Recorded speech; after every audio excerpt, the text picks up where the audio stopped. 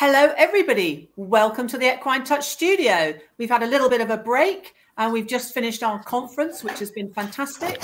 And we're just going to wait now and make sure the technology is working, that we've got a few people watching. So at the moment it says 0. And just to say, we're continuing our Silver Jubilee series here, and we're going to be talking about the Foundation Clinic. So how you can start your Equine Touch journey. If anybody wants to tell us where they're joining from, that would be very lovely. And then also it would be lovely to have any questions that you might have. So I'm just going to wait. Oh, I've got 2 people watching, so we must be going out.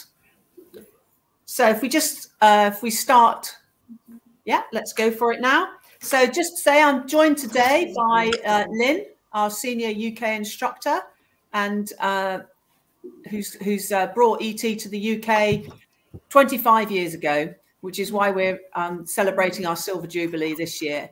And we're joined also by 2 newly inaugurated coaches for our Equine Touch training, which is Suz and Nikki. So they're going to be letting us know how they found the teaching experience. So I've got a few. Someone Mary's joining us from Bonnie, Scotland, or should I say, oh, maybe it is Mary if it's from Scotland. Carola, hi Carola from Sweden. Lovely to hear from you. So we're going to be, as I say, looking at how you can start your Equine Touch journey, looking at the Foundation Clinic, and we're going to be talking here for about 20 minutes. Lots more information on the website, but we're just going to be looking at how you can start and the sort of things you might expect when you come and join us for some teaching.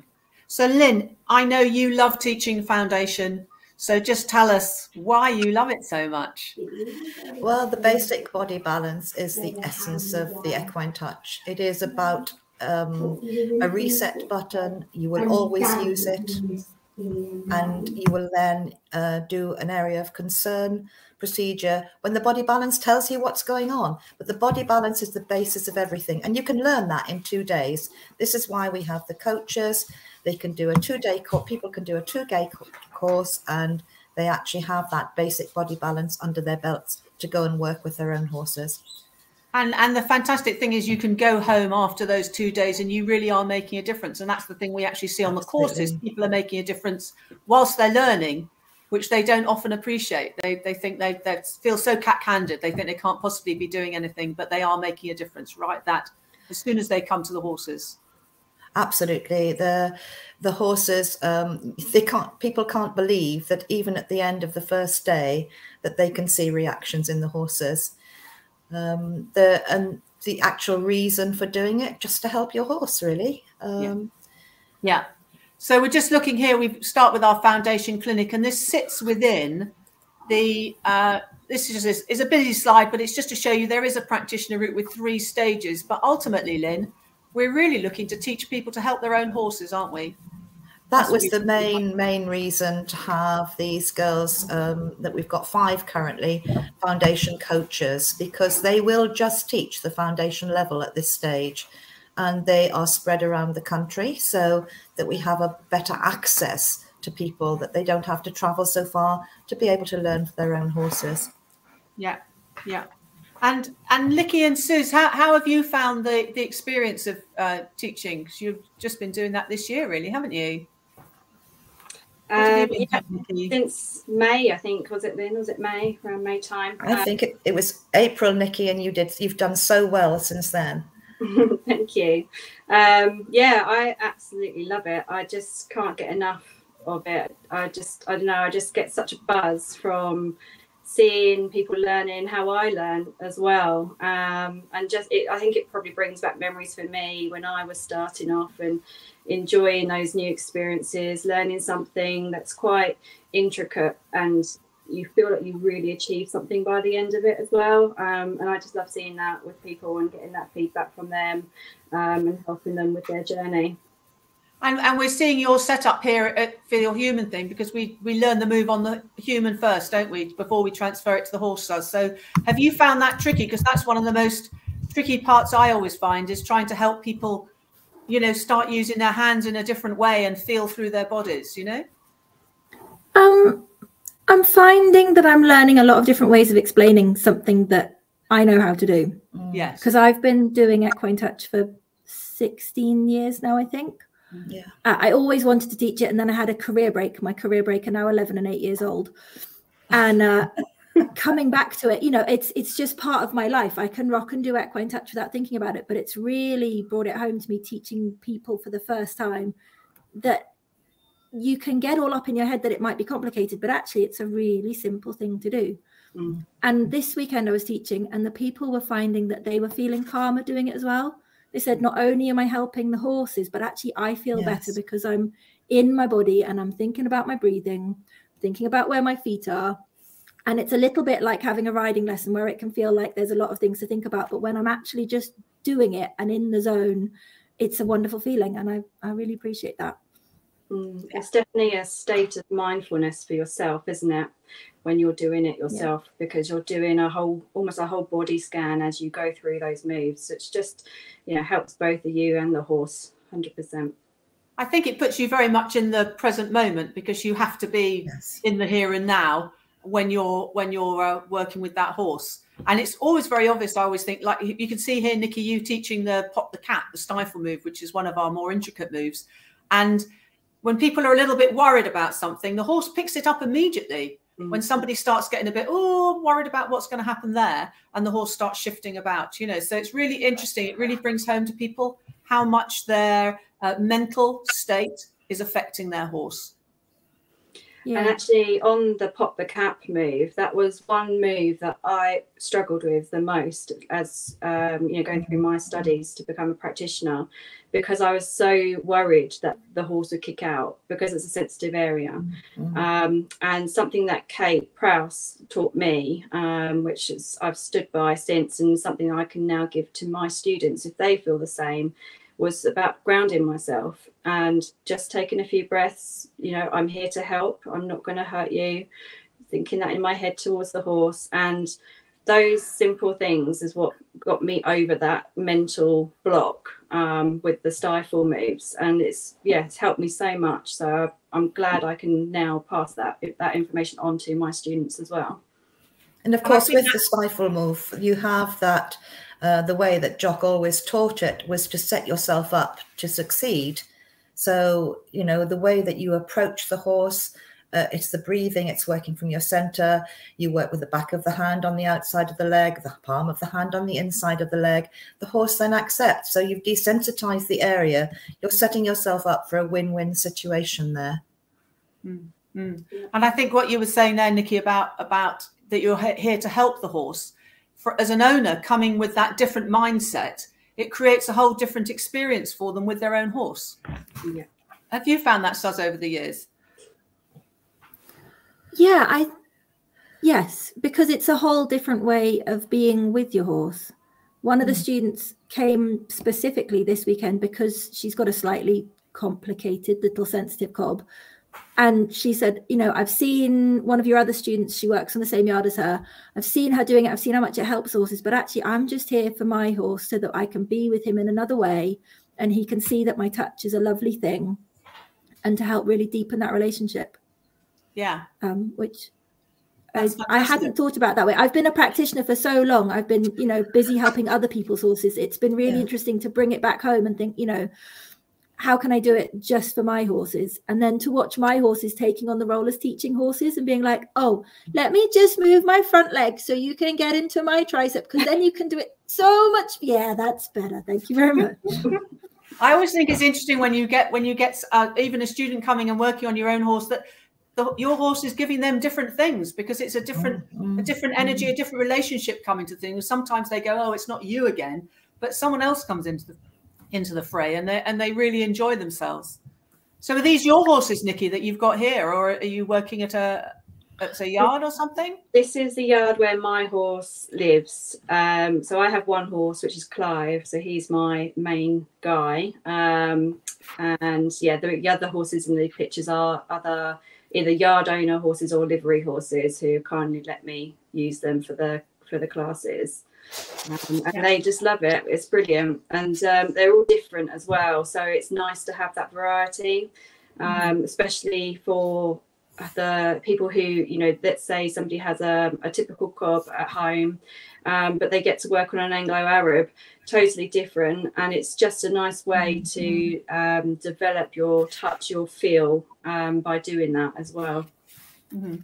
And Lynn, we've got you here. You're doing this for some existing students, but you're just going to go through a little bit of what you learn on the Foundation Clinic when we're working on the basic body balance helping the horse in that way. Well, from the very beginning, we are going to put ourselves in a different situation as the owner to the horse, because suddenly you're not mum that picks out its feet. You're not doing anything else that you would normally do with the horse. You're doing something completely different. And we have this system whereby we will check the branding, as we call it, where we run our hands all over the horse, where we check what's happening in the body.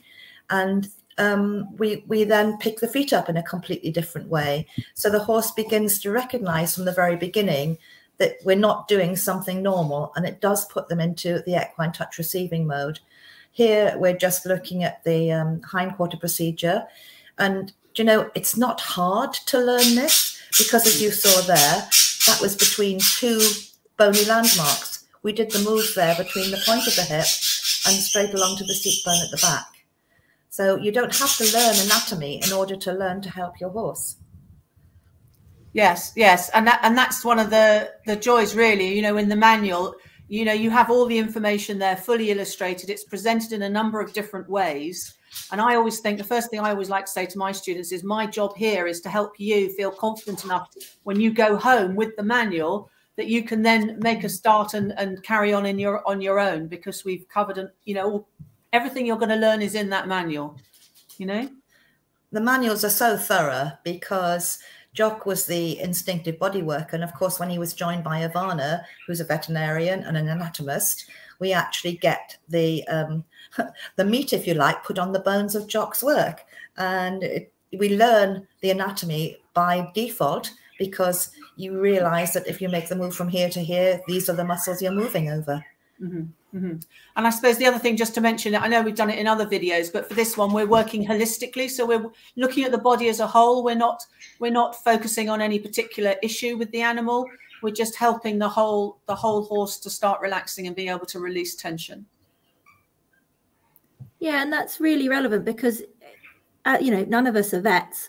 And if you're a horse owner learning it for your own horse, the horse might look like he's sore in one leg, but you might not know which leg or bit of his body that problem has started in. So you've got to address the whole horse to cover all your bases and make sure that you're going to get the bit which has been, I call them victims and criminals. You know, is my left shoulder sore because my right hind sore, and who started what? So it's just such a good way to cover all your bases. Yes, I think, Lynn, you always put it in a very good way, because you say that the horse will take what you're offering and he will do what he can with it, or she will do what she can with it, you know, and we mustn't hold on to the outcome of that, because sometimes they can't make big changes for whatever reason. There may be other issues going on, you know, we're looking at the circle of influence, you know, whether there's feet, teeth, a multiple of things, you know, the environment, all sorts of stuff. All of the other elements are relevant: feet, teeth, saddling. We've just had the whole conference based on that, haven't we? And as practitioners, we end up building up our own circle of other advisors that we can refer on to. That's always a big help. So in the learning, we recognize from the responses of the horse that there isn't tooth issue, that there is something going on with the saddle. And it's not up to us to sort that. It's then up to us to be able to advise, you know, where to go to another a saddler or a dentist or whatever that is needed. Yes, and I think as a horse owner, it just gives you that little bit of confidence that you can sense that something's not right with your horse. Sometimes you just have that thing in your head like something's not quite right, but you can get your hands on your horse and then you can really feel when they're struggling in certain areas. You might not know what it is, but as you say, Lynn, you then have a little bit more guidance or a bit more information for where you might like to go next. It's definitely another level of communication with your horse, isn't it, Suze? Yeah, definitely. And, you know, having horses is really expensive. So having that toolkit to be able to determine where you think maybe this issue is coming from, like a tooth issue or a saddle issue or a bridling issue, to be able to use your equine touch a bit like an investigation, and then know which professional you need to call in first, so you're not calling in all of them trying to get to the root of the problem. It just means we have more cash spare to do more fun things with them. Yes, yes, and I think that's a great thing, that you can then you know, as you say, you're not going and wasting money on all sorts of other things, and actually it starts opening your mind to a whole different way of doing things sometimes, you know, whether it's to do with rugs or bits or whatever. You meet so many people through learning ET who maybe bring different ideas to the table, and it gives you the confidence to maybe think, actually, I want to do this for my horse, and not, you know, not have to just follow the crowd because everybody else is doing something else, you know, that little bit of confidence. Yeah, I think it really empowers the horse owner. Nice word, Nikki. Yeah. Yeah, it just it gives you that, like I think you've already said it, really, it gives you that confidence in you as a horse owner. There's nothing worse than not really knowing what's going on with your horse. And I think if you've got some level of knowledge through the bodywork you do, because you know the difference when it changes in your horse, you can more confidently go to the professional and seek advice for the right thing. I think you can also then tell if things aren't working for your horse. Sometimes it might just be they're getting too much grass and they start getting footy, and they're getting tension coming in because they're being footy, you know, so it can sort of give you that preempt problems. You know, you're sort of doing a maintenance thing, but you can also pick up things really early. I remember when my horse was young, and sometimes I go and put him on the lunge or go and do something with him, and I think he's not moving very well, and I do ET afterwards. I say, oh, I'm not surprised. Should have done that before.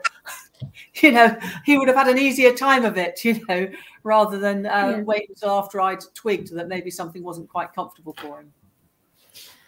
So one of the main reasons for creating the foundation coaches was to get people to be able to do it for their own horse. It came about really after lockdown, because we were beginning to get inquiries about people going on courses, but nobody really wanted to go and stay away. And then, of course, on top of that, we've had all the cost of fuel now. So if you had to go to a class and stay away for two nights, and you had to travel there, your fuel costs were horrendous.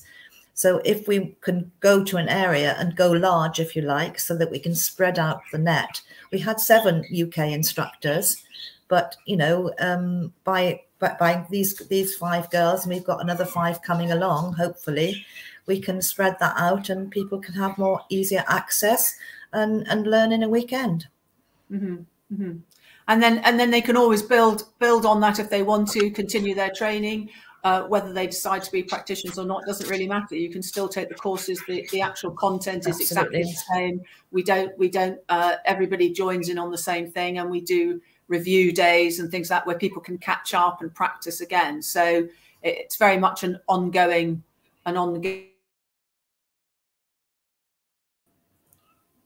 Someone's disappearing. We don't sort of leave people stranded. You know, we try and support them with after they've learnt. And of course, students, they don't have to be on the practitioner route in order to join the International Equine Touch Association, and that is our support for students and our police force, if you like, for practitioners. It's our standards body. So we know we do have a lot going on. How many students did you say that we taught in the UK? All right. Well, I asked Liz, and we got 1,897, but she said that some things were lost with the previous database. So, I mean, that's within the UK in the last 25 years. But you've obviously taught a lot of people internationally, and we do have international instructors. So it's not just a UK thing, is it? And I think we put down here, you taught about 550, but then you've taught a lot of courses abroad as well, haven't you? Because you've started off and then brought on instructors, you know, in like Yolanda in Holland and Germany and things like that, haven't you? Yeah, I think all the international instructors have been trained by us, so we're doing really well there. Mm-hmm. Mm-hmm. So you're just coming to the end here, Lynn. You're just finishing off your mid-back area, which is a great thing to be doing before and after riding to help absolutely the flow of blood and everything, and prepare the back before you put a saddle on with the pressure. And so, again, as you say, in the conference, we touched on all that sort of thing. And Ivana showed us an amazing thing with her 4 layers. 4 layers of muscles coming off the back, you know, with her final presentation. Thought that was extraordinary. So yeah, so please do come and join us if you'd like to learn. There's plenty of information on the website. There's plenty of information. We've got videos now on YouTube and videos here on Facebook, and then we're always happy to talk to anybody. And we have Liz in the office who's very happy to coordinate if you just want to call there and see where your nearest instructor might be, as Helen's just been asking. And so hopefully we'll get some more people on courses and we'll help more horses throughout the world. Thank you very much, ladies, for your contribution. Lynn, I'll leave the last word to you because you started this all off 25 years ago. So in the UK. You keep saying that. You keep saying 25 years ago. It's 25 years celebration, but in England, that was much later. I didn't actually have the first class in England until 2000. And that was interesting because at the time I was writing articles for the Natural Horse magazine in America about equine aromatherapy because that was my first modality. And it was the editor of that magazine that introduced me to Jock the Scotsman. And that was how we ended up having the first class in England. And from there on, it's just been amazing, hasn't it? It's been an amazing journey since that date. Yes. You know what that means, though? It means in 3 years' time, we're going to have a Lynn Silver Jubilee of bringing Equine Touch to the UK. More parties, more. More parties. Yes, we've had. Are we going to have cakes with Lynn's face as the logo then?